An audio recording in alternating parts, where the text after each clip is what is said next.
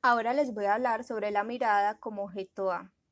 Para Jacques Lacan, todo concepto tiene una historia que representa una falta, y a eso se refería a la semejanza del cuadro de las Meninas de Velázquez con el objeto A.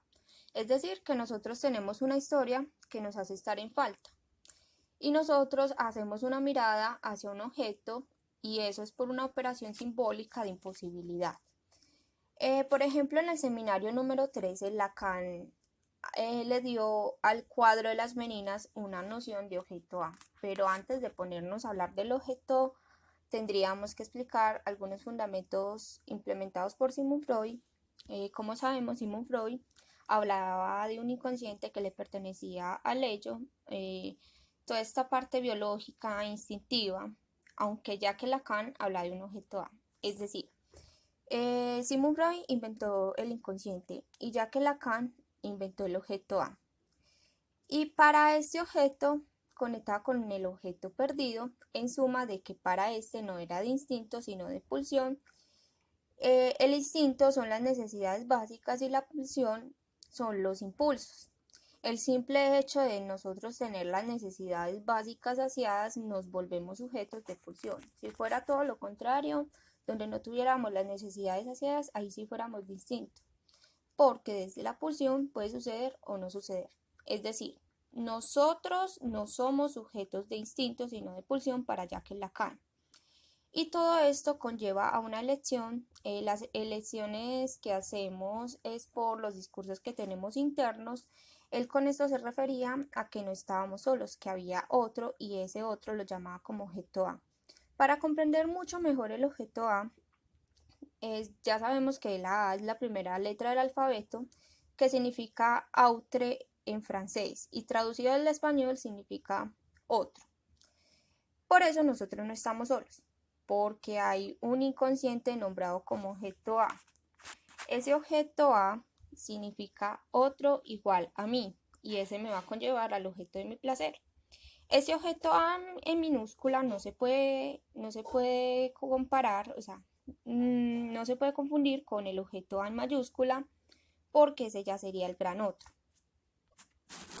Lacan mencionaba que nosotros no sentimos nada que esté fuera del lenguaje, lo que queda por decir lo buscamos por objeto, porque el discurso del individuo es la vivencia. O sea, él con esto quería decir que nosotros tenemos un inconsciente estructurado por el lenguaje.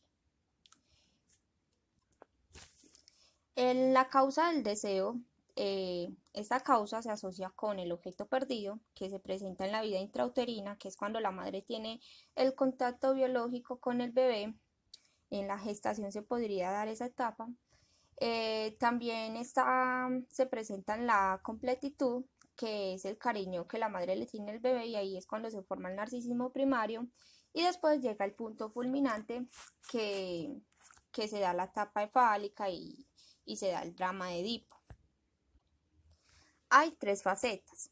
En la primera era la madre con el padre, y después en la segunda llega el niño a ser el centro de atención, entonces la madre le tiene todo el cariño al niño.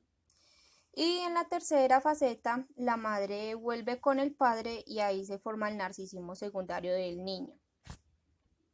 Ahí se empieza a dar la identificación del objeto A, A en minúscula por cierto, porque el objeto A en mayúscula, que podríamos decir que es el padre, le genera angustia. Entonces el objeto A en minúscula, que es el inconsciente, coge los atributos de A en mayúscula para comparar su angustia o para parecerse más a él. Esto se puede ver mucho en la estructura neurótica, sin embargo también se puede ver mucho en el niño cuando crece y se quiere parecer a su padre, entonces empieza a, a buscar cosas del padre y a ponérselas o a tener ciertas expresiones igual que su padre.